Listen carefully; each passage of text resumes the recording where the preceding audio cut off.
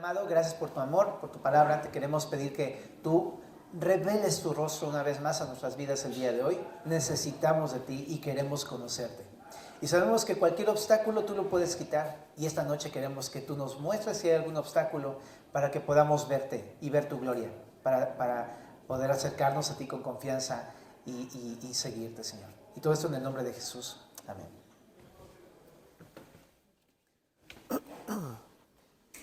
Bien, estamos en el capítulo 6 de Ezequiel. Si abres tu Biblia por allá, por favor.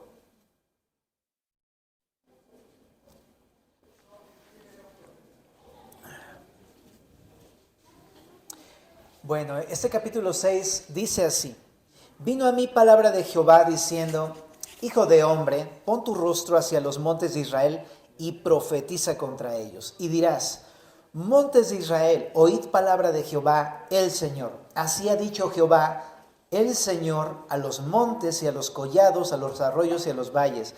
He aquí que yo haré venir sobre vosotros espada y destruiré vuestros lugares altos, vuestros altares serán asolados, vuestras imágenes del sol serán quebradas, y haré que caigan vuestros muertos delante de vuestros ídolos. Y pondré los cuerpos muertos de los hijos de Israel delante de sus ídolos, y vuestros huesos esparciré en derredor de vuestros altares. Donde quiera que habitéis serán desiertas las ciudades, y los lugares altos serán asolados, para que sean asolados y se hagan desiertos vuestros altares. Y vuestros ídolos serán quebrados y acabarán. Vuestras imágenes del sol serán destruidas, y vuestras obras serán deshechas, y los muertos caerán en medio de vosotros. Y sabréis, ¿qué dice? Que yo soy Jehová. Bueno, esta primera sección empieza a hablar de un anuncio, de una profecía. Es la segunda profecía que hemos visto aquí en el libro de Ezequiel. Y el anuncio es el siguiente: la idolatría será destruida.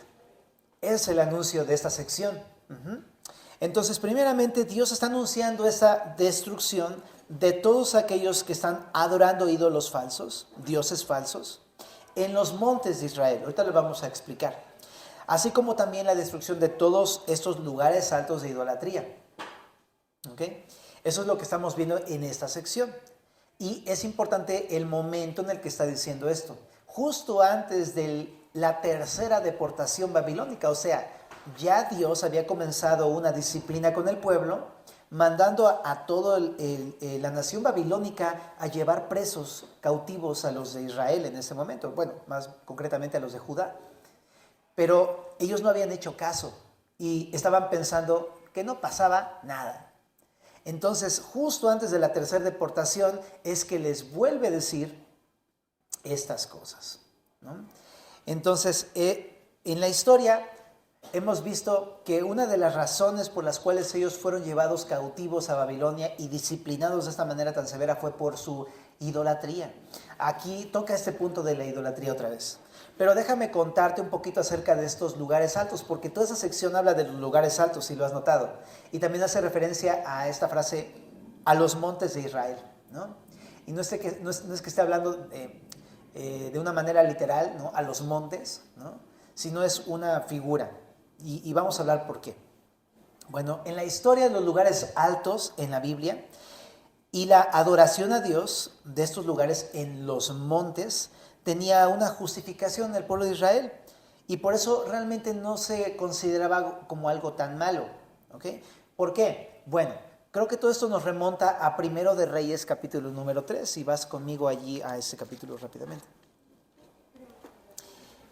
Fíjate lo que dice aquí: Salomón hizo parentesco con Faraón, rey de Egipto, pues tomó la hija de Faraón y la trajo a la ciudad de David, entre tanto que acababa de edificar su casa y la casa de Jehová y los muros de Jerusalén alrededor. Hasta entonces el pueblo sacrificaba en los lugares altos, porque no había casa edificada al nombre de Jehová hasta aquellos tiempos. Mas Salomón amó a Jehová, andando en los estatutos de su padre David, solamente sacrificaba y quemaba incienso en los lugares altos. E iba el rey a Gabaón, porque aquel era el lugar alto principal, y sacrificaba allí 1000 holocaustos, sacrificaba Salomón sobre aquel altar.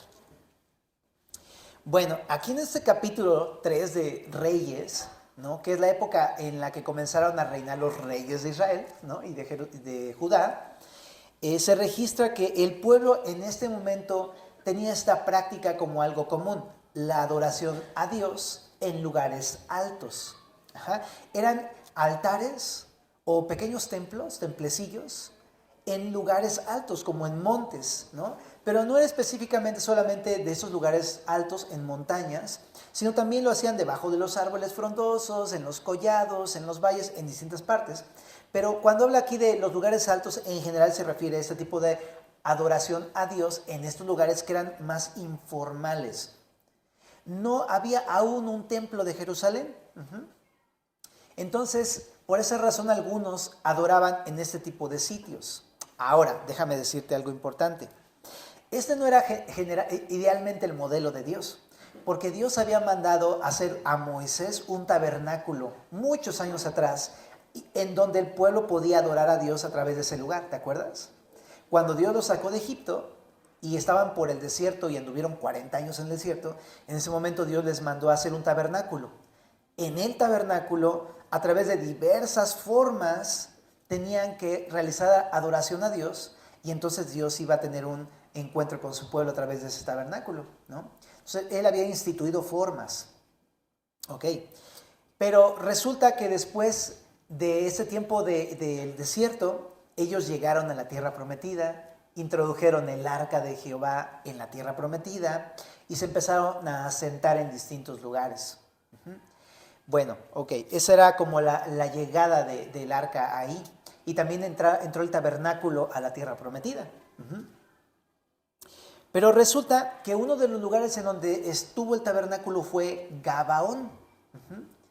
Y ahí también estuvo el arca del pacto.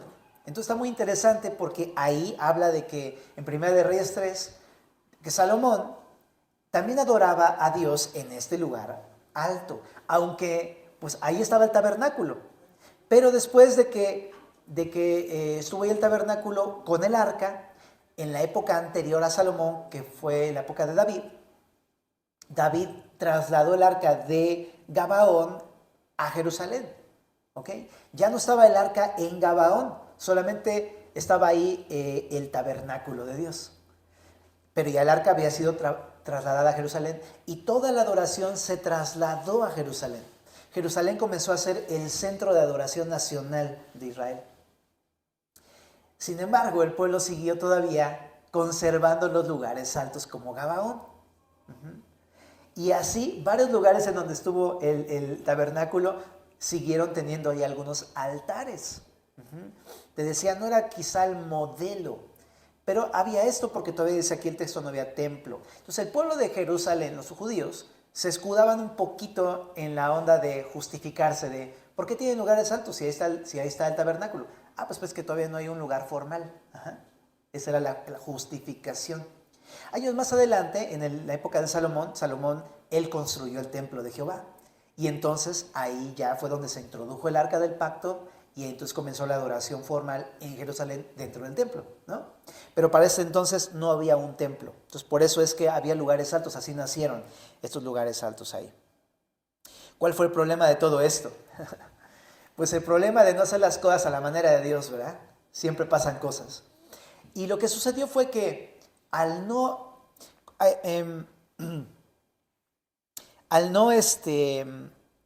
alabar al Señor dentro del templo, bajo el cuidado sacerdotal, estaban en riesgo de ser influenciados por cultos y tradiciones locales y paganas, dice un comentario bíblico. De esta forma comenzó el sincretismo religioso. ¿Esta palabra sincretismo la has escuchado alguna vez? Significa combinación o unión de la adoración de Dios, hacia Dios con adoración a dioses paganos.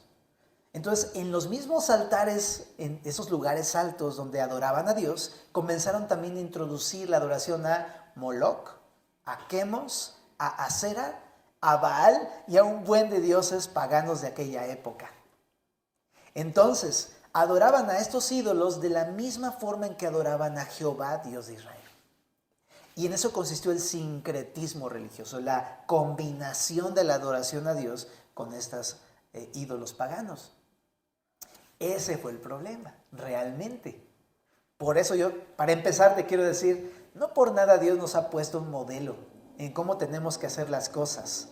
Porque uno podría decir, yo adoro a Dios a mi manera, pero no se da uno cuenta que al hacerlo uno está en peligro de ese tipo de cosas, ser engañado y ser llevado hacia el pecado o formas que Dios no le agradan que le adoremos. Porque déjame decirte, a Dios le gusta que le adoremos, pero le gusta que lo adoremos a su manera, no a nuestra manera. Si lo adoramos de acuerdo a nuestra manera, nos estamos realmente adorando a nosotros mismos, no a Dios, con una careta religiosa. Entonces, qué importante, ¿verdad? Y me pongo a pensar precisamente en que, ¿cómo estoy adorando a Dios? ¿A mi manera o a su manera? Bueno. Ok, pero entonces, por esa situación del sincretismo, los profetas se les fueron, ahora sí que les aventaron la lámina a todos estos sacerdotes de los lugares altos. Aunque ellos se justificaban, pues estamos adorando a Dios, pero los profetas tenían bien claro, no, estás adorando a ídolos combinado con la adoración a Dios, lo cual es aborrecible para Dios. Y los profetas denunciaban esto en sus profecías, y Ezequiel no fue la excepción. Entonces, Ezequiel está tocando este punto de esta adoración, ¿verdad? Ahora, creo que aunque la nación se justificaba de la existencia de estos lugares, en realidad estaban saliéndose del modelo de Dios y estaban cometiendo un acto de idolatría. Estaban minimizando la gloria de Dios a semejanza de un ídolo hecho de piedra o de metal. Entonces realmente estaban ofendiendo a Dios, ¿no? Ahora, otra cosa también. Debido a esto, es que Dios le manda a Ezequiel entonces exhortar este tema especial en el pueblo de Israel, ¿no? Lo que les dice es, voy a destruirlos junto con sus ídolos.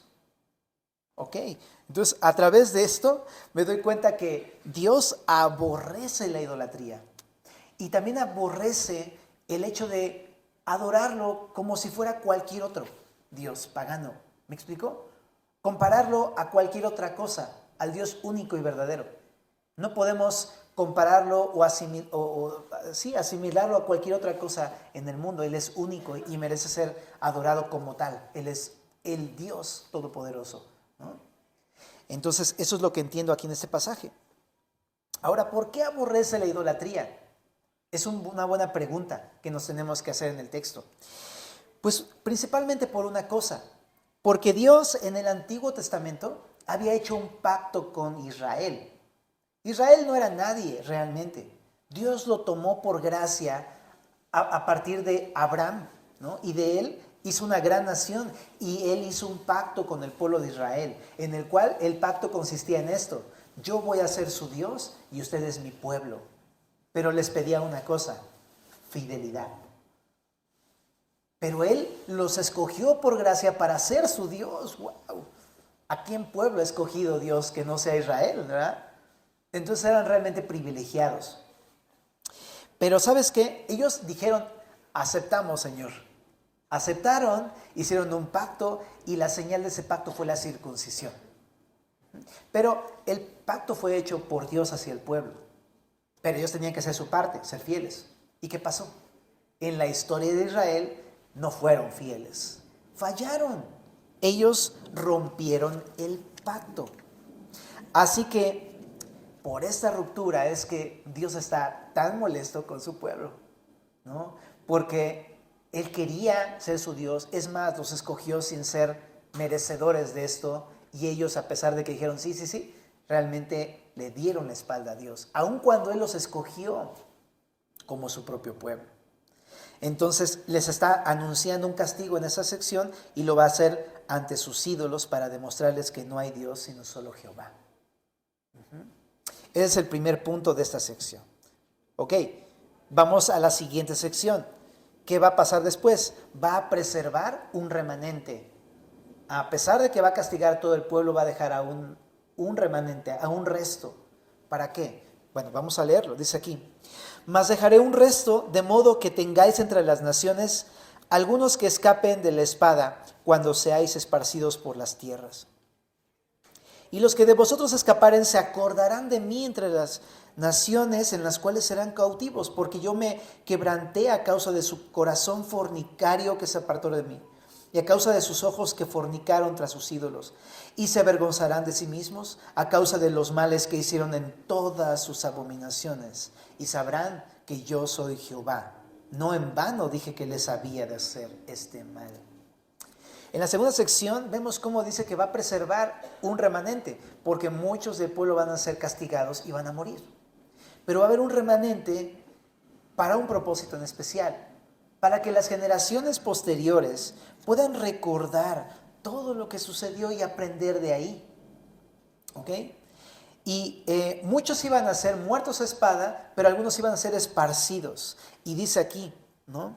Porque me quebranté, dice, de los que vosotros escaparen, se acordarán de mí entre las naciones en las cuales serán cautivos. Primeramente quiero decir esto. A través de ellos, la nación se va a acordar de lo que hicieron contra Dios para no volver a hacerlo más adelante. ¿Y qué hicieron? ¿Qué hizo Israel? ¿Qué hizo Judá contra Dios? Ahí lo dice en el verso número 9. Lo que hicieron es, digamos de una manera más coloquial, le rompieron el corazón a Dios. Ahora, déjame decirte esto, es un antropomorfismo lo que estoy diciendo. O sea, no es que Dios tenga a lo mejor un corazón literal como el tuyo o el mío, o emociones como las tuyas y las mías exactamente iguales. Quizá no, pero es una forma de entender lo que está pasando en el corazón del Señor. El corazón del Señor se está doliendo por lo que pasó con su pueblo. No porque a Dios le falte algo, o que si le quitan a su pueblo entonces va a estar incompleto y es como, no, tanto que lo amaba y ahora qué voy a hacer solo. Realmente Dios no nos necesita a nosotros. Él es el autoexistente, Él es Jehová, Él tiene comunión consigo mismo y no necesita de nada realmente, ¿no? Si Él tiene dolor en su corazón, no es por Él, es por ellos. Porque Dios es así, es un Dios que todo el tiempo tiene sus ojos puestos en nosotros, en los demás. Increíble, ¿no? ¿Cómo es que un Dios tan poderoso que no necesita nada, le importamos, ¿no? Pero así es Él. Él se duele, ¿por qué? Por ver que nosotros nos hemos apartado de Él. Al ver que su pueblo se apartó de Él, le fueron infieles. Y también aquí hay una frase muy interesante. Porque esta palabra infiel, pues habla de, pues, creo que se entiende en muchos tipos de relaciones, ¿verdad?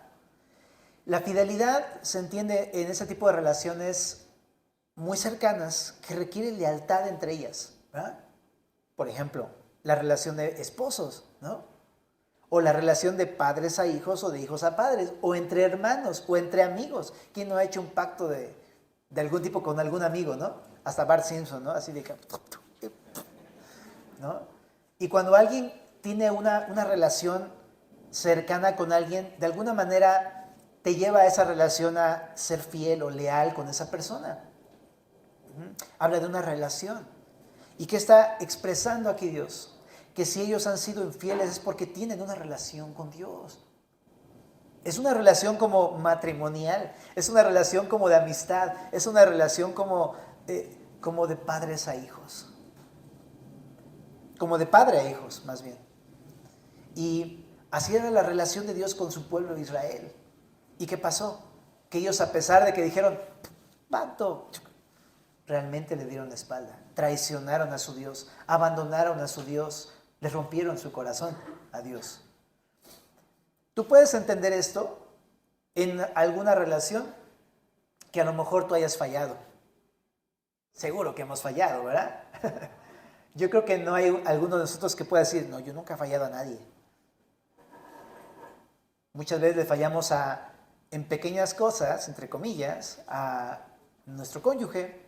Algunas veces les fallamos a nuestros hijos y no somos leales con ellos.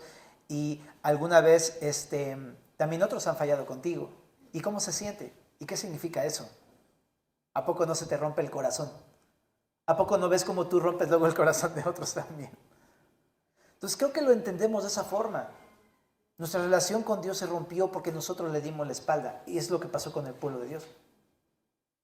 Entonces el Señor se duele por esto, se duele. Su corazón ya no era, digamos, te decía, sí lo adoraban, pero también a Moloch y a Quemos y a Baal y a Acera y demás. Entonces, digamos, su corazón era de Dios, pero no solamente de Dios. ¡Wow! ¡Qué fuerte! ¿Verdad? Y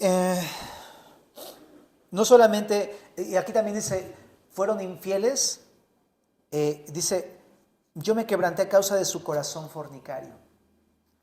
Eso no fue una acción meramente externa, sino que fue algo del corazón. Porque ellos podrían decir, pero si todavía te estamos ofreciendo sacrificios y holocaustos en los lugares altos, pero Dios podía ver en su corazón y decir, ustedes lo hacen en los lugares altos, pero en su corazón, ustedes están lejos de mí.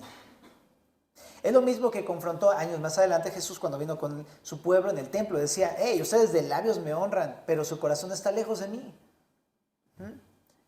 Y eso es lo que está confrontando Dios con al pueblo. Y se está entristeciendo por esta separación que el pueblo ha tenido con él. Su sincretismo. Y también no solamente esto tiene que ver con el corazón, tiene que ver con los ojos del pueblo, ¿no? Porque les dice, a causa de sus ojos que fornicaron tras sus ídolos. ¿Cómo me acuerdo de Eva y de Adán con este tipo de frases, verdad? Porque ¿qué pasó con Eva? ¿Qué pasó cuando pecó? ¿Cómo empezó todo cuando pecó Eva y Adán? Lo que pasó fue que Eva y Adán vieron este árbol codiciable a los ojos, sabroso para comer. Y todo empezó con los ojos. Y pusieron sus ojos en eso, lo codiciaron y lo comieron. Y desobedecieron a Dios. No les importó pecar con tal de tener eso que codiciaban sus ojos. Y eso es lo que está pasando con el pueblo. Le dice, ustedes pecaron en su corazón y me abandonaron porque con sus ojos, sus ojos ya no eran para mí. Así pasa como cuando tenemos una relación así con alguien muy cercano, ¿no? Mi esposita, por ejemplo, yo, ¿no?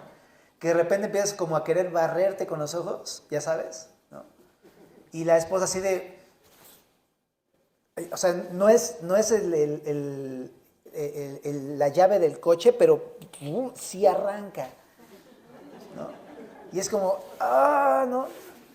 Y sabes, dices, o sea, sabes, tus ojos son de tu esposa.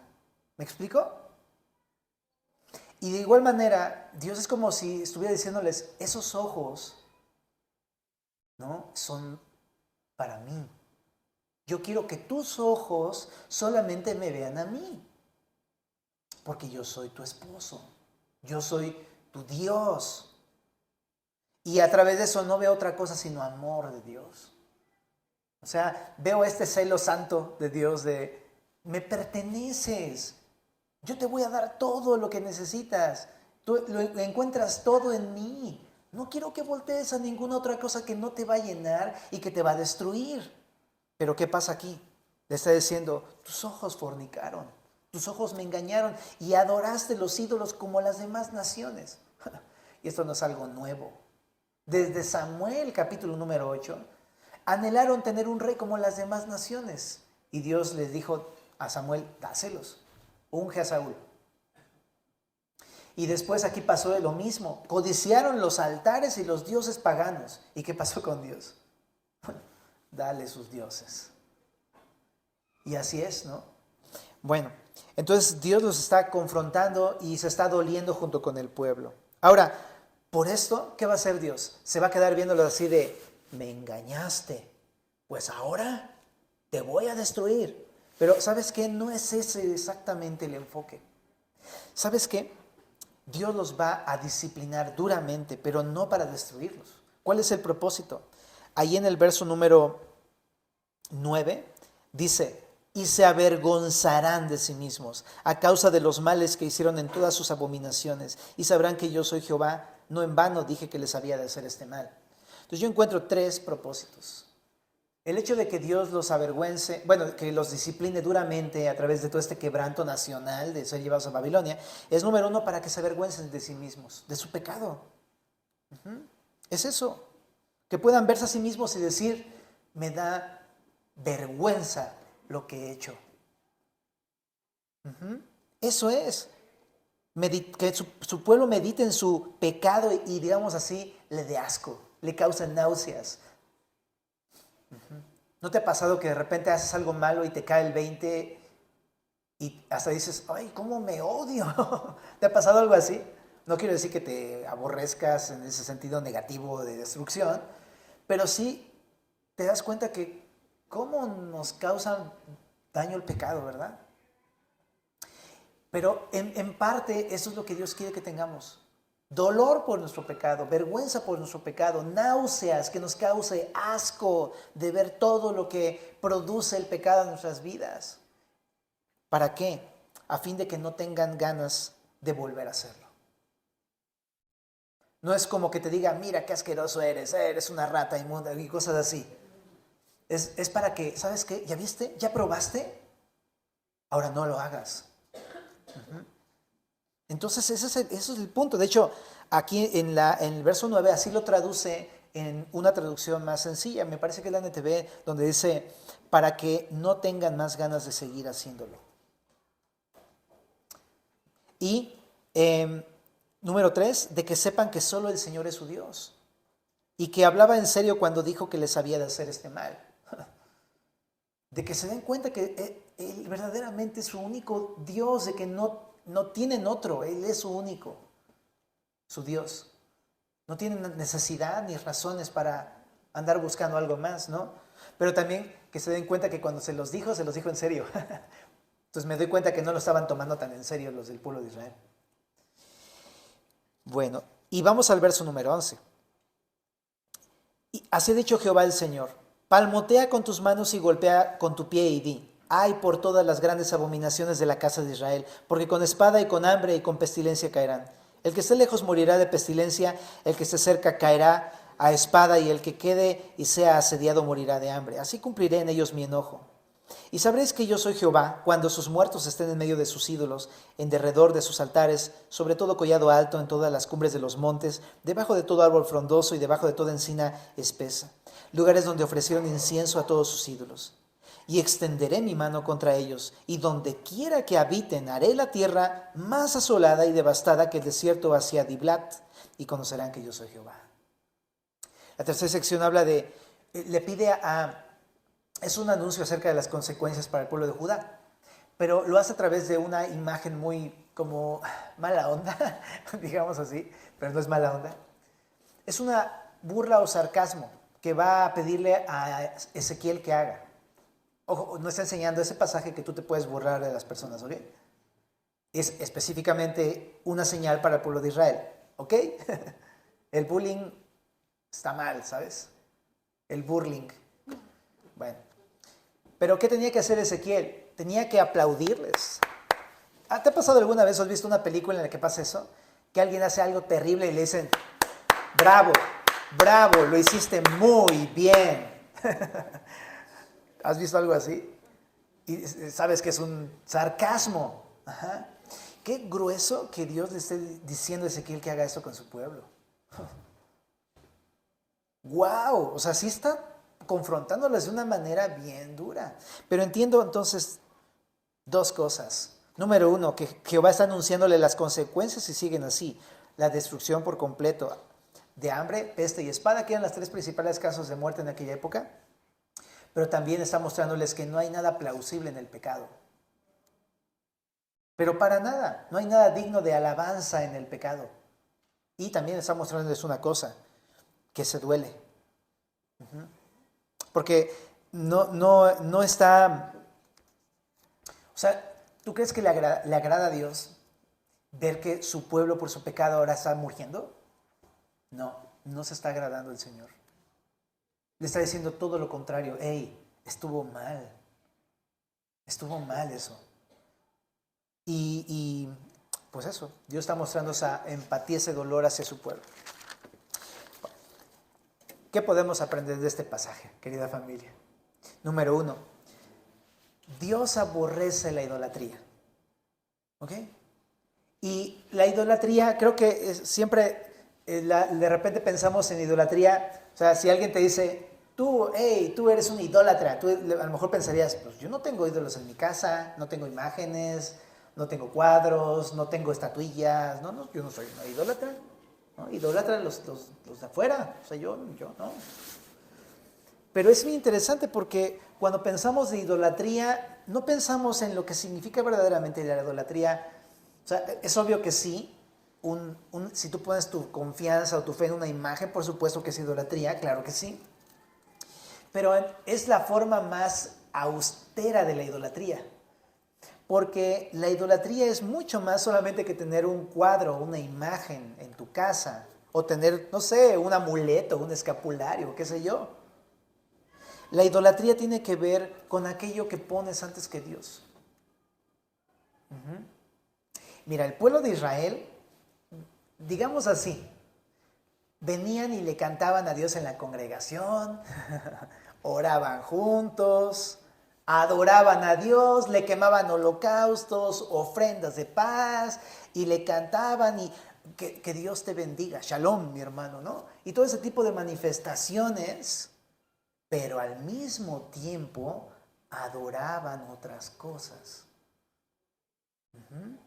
Y aunque se veía por fuera una cosa, realmente en su vida tenían algo muy, muy, muy importante antes que a Dios, que estaban dispuestos incluso a pecar para conseguirlo. Este es el corazón del pueblo de Israel. Ahora, eso nos lleva a preguntarnos, ¿hay algo que yo estoy dispuesto a alcanzar incluso pecando contra Dios? ¿Qué es eso que yo estoy dispuesto a tomar y abrazar? No importa si pone en tela de juicio mis principios como cristiano. ¿Que habrá algo que yo ame más que a Dios? Buenas preguntas. Y se puede también uno preguntar otras cosas, por ejemplo, ¿amo a Dios y a algo más? ¿En dónde está puesto mi corazón? Porque Jesús decía, donde está tu tesoro, ahí estará tu corazón. En otras palabras, ¿qué es lo que persigues? ¿Cuál es la meta de tu vida? ¿Es Cristo? ¿O es otra cosa? Tu realización, tus proyectos, tu casa. ¿Dónde inviertes todo tu recurso? ¿De qué se trata todo? Cuando ganas todo, ¿a dónde va ese dinero? No estoy diciendo, no estoy haciendo manita de puerco para que te moches aquí en las ofrendas. No. Pero sí importa mucho con qué enfoque usas tus recursos.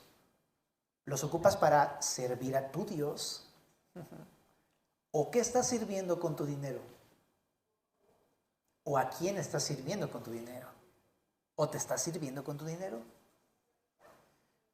O también podremos pensar de los ídolos. Los ídolos son aquello que si te lo quitan, chillas, pataleas, revoloteas, te enojas, caes en ira.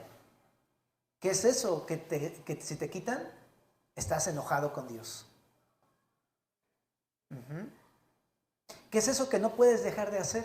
Y que ya sabes que no tienes que hacer y que Dios te ha dicho que lo dejes de hacer y que no lo quieres dejar.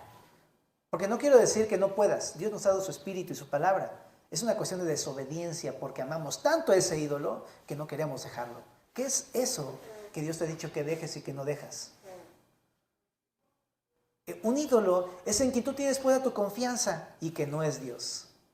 ¿Qué pasa cuando te enfermas? Lo primero es, tómate esto. ¿Qué es lo que pasa cuando tienes algún problema? La cartera. ¿Dónde está puesta tu confianza? O tienes un problema y voy a hablarle a fulanito porque él me va a hacer el paro. Y podemos seguirnos, familia. Los ídolos del día de hoy, déjame decírtelo, no están enmascarados ni ocultos ni son difíciles de identificar. Lo que pasa es que no queremos verlos. ¿Hay algo que ocupa el lugar de Dios en tu corazón? ¿O todo tu corazón es para Cristo? ¿O hay alguna área que no sea para Cristo? ¿Qué área? ¿Y en qué está tu corazón? ¿Dónde está tu tesoro? ¿Te acuerdas que incluso desde el principio de año decíamos, a ver, ¿cuáles son tus propósitos? Y no quiero ser tan rudo, pero es que la neta sí. Si tu propósito no es buscar a Dios y honrarlo y obedecerlo, eso que tú pusiste como propósito es tu ídolo. Y así, familia, ¿no? Así podemos seguirnos de muchas maneras para tratar de identificar a un ídolo. Pero Dios aborrece la idolatría. Dios aborrece la idolatría. Ahora, nuestro sincretismo. El combinar todavía es peor. Si fuéramos incrédulos y estuviéramos adorando algo, estaría como feo. Pero, ¿sabes? Somos cristianos y conocemos la palabra, y aún conociendo a Dios y conociendo su palabra, vamos y adoramos a nuestros ídolos. ¿No se te hace que es peor? A mí se me hace que es peor. Y te voy a decir otra cosa. Muchas veces nos justificamos como el pueblo de Israel. Pero pues estoy yendo a la iglesia. No, pero pues si yo leo mi Biblia, no, sí que la leo. Uy, no, mira, yo voy en el plan de lectura súper avanzado. ¿No? Lloro, si lloro, mi devocional, ¿no? Sí. Nos justificamos, familia, pero sabemos cuando tenemos un ídolo. Y el hecho de tener algo bueno que hagamos por el Señor no justifica mi pecado de idolatría. No lo justifica, familia. Ahora, tú y yo cuando nos empezamos a dar cuenta de que estamos en aprietos, ¿sabes? Y quiero decirlo de esa manera, de dos formas. Número uno, nos merecemos una fuerte disciplina de parte de Dios. Pero te quiero decir otra cosa. Estamos en el nuevo pacto, en donde Dios ha extendido su gracia enorme hacia nosotros que hemos confiado en Cristo, y no nos destruye. Y de repente te podrías pensar, no es tan importante porque no pasa nada. No pasa nada porque Dios es lleno de gracia, pero no porque no te lo merecieras o no me lo mereciera. Y eso nos debe conducir a reflexionar, a arrepentirnos de qué estoy haciendo entonces. Lo que quiero decirte es que exactamente hay gracia y perdón y misericordia. Y Dios es muy paciente, pero no abuses de su gracia. Y esto de que Dios es tan bueno te debe llevar al punto de decir, sí es cierto, Dios, sí es cierto, me has extendido tu gracia, yo creo en ti y debería darme cuenta de estas cosas, ¿no? Ahora, por gracia no nos destruye, pero déjame decirte algo que sí va a destruir en tu vida, tu ídolo. Porque no podremos pensar que como cristianos vamos a salir así de, entonces no, hay gracia, entonces pues no, quémosles. Ahora sí que démosle rienda suelta ahí al bailongo. Pero déjame decirte que no. Dios aborrece eso que está en tu vida, que se llama ídolo, porque te aleja de Él. Y Él no quiere tenerte lejos. Y va a quitar eso. Va a destruir tu ídolo. ¿Y cómo lo hace el Señor? ¿No? Lo hace a través de la fuerte disciplina. Puede ir desde un jaloncito de orejas. Espérate, puede ir desde una llamada de atención, ¿no? Josué, aguas, porque ese camino no es bueno. Pero de repente ya no solamente es, hey, Josué, te estoy diciendo esto. Es, oye, ¿a dónde vas? Yo me acuerdo que en la primaria teníamos un señor director del cual nos acordamos muy seguido, que lo amamos en cierta manera porque nos enseñó a ser bastante como ordenados. Pero tantito hacías algo mal y mira, pasaba así nada más con su risa, ¿no? Pum, pum, pum, uno del lado derecho, uno del lado izquierdo. Y nos vemos jalonzotes y, híjole, bueno. Pero después de eso no lo volvías a hacer, ¿no? Y, no sé, ¿a quién le tocó la vara, la clásica vara de esas ahí del parque, ¿no? Que, a ver, su manita, papá. Y tú le decías así. Al revés. Y pum, te daban tu varazo. ¿Te tocó alguna vez? Yo sé, no estoy diciendo que sean válidos los métodos, etcétera. No estoy diciendo eso, pero sí estoy diciendo que no lo volvías a hacer. Qué interesante, ¿verdad? Bueno, el punto es ese, familia. A veces nos da un jalón de orejas, a veces solamente es una reprimenda o a veces permite un gran quebranto en nuestras vidas. Y eso lo hace porque quiere que te des cuenta de tres cosas. Número uno, que en verdad nos demos cuenta cómo el pecado es algo repulsivo, nauseabundo, que causa vergüenza. ¿A poco no te sientes mal cuando pecas y tienes que presentar tu cara de vergüenza delante de los demás y decirles, pequé otra vez y así? ¿A poco no te sientes mal de eso? Es vergonzoso, te causa mala reputación, te destroza tu vida, o sea, tantas cosas, es vergonzoso y malo. Para que te des cuenta, mira, eso es lo que te hace el pecado. Y la idea es que después de probarlo es, no, o sea, no, ya lo probé, ese caldo tiene muerte, o sea, no me lo voy a tomar. Y que como Dios aborrezcas el pecado. Ese es el punto. El punto no es que digas, qué mala onda Dios, así me trataron, así me dijeron, no, ahí nos vemos. No, la idea es que le digas al pecado, ahí nos vemos, pero al pecado. Y que digas, sí es cierto, aquí el problema fue mi pecado. Bueno, número 2, es para no querer volver a hacerlo. Es para eso. Si ya lo probaste, ¿para qué quiere uno? ¿No? Y número 3, es para saber que solamente mi Señor Jesús es mi Dios y no hay otro como Él. Y también eso pasó con el pueblo de Israel, que les decía, les voy a dejar a sus ídolos para que se den cuenta a quién servir. Si a los ídolos o a Dios. Y que se den cuenta a ver quién les paga mejor. Si quieren ir con sus ídolos está bien, pero que se den cuenta de lo que pagan sus ídolos. Vergüenza, dolor, muerte. Pero yo les doy vida, mi amor, mi gracia y mi misericordia y todo lo demás que tú ya sabes del Señor Jesucristo. Entonces, eso es muy importante. Y creo que nos advierte 3 cosas el texto. Aprender que cuando nos da una advertencia, familia, nos está hablando en serio. ¿Cuántas veces escuchamos y ni siquiera ponemos atención a lo que Dios nos dice? ¿Por qué? Porque estamos menospreciando su palabra, porque no estamos tomándolo en serio. Pensamos que este tipo de cosas solamente les pasa a unos cuantos, hasta cuando te pasa a ti. Y te das cuenta, con que sí va en serio, ¿no? Caray, no está padre. Y en verdad, digo, la idea no es asustarte ni nada por el estilo, pero sí que escuchemos, pongamos atención a lo que Dios nos está diciendo, porque es en serio, el pecado, familia, aunque uno lo oculte, te lleva a la muerte. El pecado te lleva a la muerte. El pecado destruye tu vida, destruye a tu familia. El pecado es una cosa seria. Toma en serio esas advertencias, familia. Otra cosa, el pecado no se merece ningún aplauso.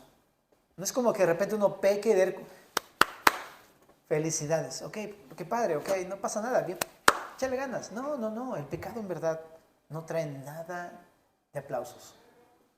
Y número 3, si continúo, habrá consecuencias. Entonces son advertencias para nosotros, familia, para que nos demos cuenta de lo mal que es el pecado, pero al mismo tiempo de otra cosa. Si venimos al Señor, Él nos va a perdonar, Él nos va a restaurar. Él no es un Dios tirano, Él no es un mal pagador, Él es un Dios compasivo y misericordioso. ¿Has visto a los niñitos que siempre se portan un poco mal y de repente te llegan con su carita así toda bonita? Perdón. Tú y yo que somos papás así, bien así, ¿qué les decimos? Bueno, ¿no? Nos matan con sus caritas y son los niños. Imagínate cómo no se queda Dios cuando tú vienes al Señor y le dices, ¿me perdonas? No necesitas justificarte ni explicarle demasiado, porque ya conoce todo lo que hacemos, ¿no? Pero su corazón es muy grande. Y Él es un Dios que ama esa relación. ¿Cómo no va a recibirte si le dices, vengo a pedirte perdón? ¿No? Entonces, chécate qué hermoso es el Señor. Y chécate cuánta gracia que incluso a lo mejor hasta el día de hoy sabes que estás haciendo lo malo y Dios no te ha pagado como nos merecemos. Cuánta gracia, cuánto amor. Ven al Señor. No seamos infieles. Esto nos lleva, último punto, a ser fieles al Señor. A ser leales con mi Dios. Él ha hecho un pacto, pero un pacto de sangre en la cruz del Calvario. en el que dice, yo siempre voy a estar contigo y siempre te voy a perdonar, porque yo ya pagué por tus pecados en la cruz. Resucité el tercer día, por cierto, y te di vida. Entonces, nunca me voy a apartar de ti. Pero por esa fidelidad y por ese amor, busquemos ser fieles al Señor. Y si hay un ídolo, familia, que es algo que sabemos y conocemos de todo el tiempo, pero si sigue habiendo ese ídolo, es un buen momento para pedirle perdón al Señor y obedecer al Señor. Dejar de confiar en eso, dejar de adorar a ese ídolo y comenzar a darte cuenta que solo tu Dios es Dios. Tu Señor Jesucristo es tu Dios y tienes todo en Él y no hay nadie como Él y Él te ama. ¿Ok? Entonces, ¿qué te parece si terminamos adorándole? Déjame darte un versículo. Proverbios 23, 26. Dame, hijo mío, tu corazón y miren tus ojos por mis caminos. ¿Oramos? Señor, te damos muchas gracias por tu gran amor, tu gran paciencia, que nos muestras todo el tiempo a través de tu palabra, Señor. Te queremos rogar que nos perdones por aquellas cosas que hemos sido infieles contigo de corazón y de ojos. Y también te pedimos que nos limpies y te pedimos también, Señor, que podamos simplemente tener la confianza de echar esas cosas en nuestras vidas, Dios. Y gracias porque en ti hay amor, hay perdón. Y, Señor, te pedimos que nos des un corazón fiel para poder serte fieles a ti, Señor. En el nombre de Jesús.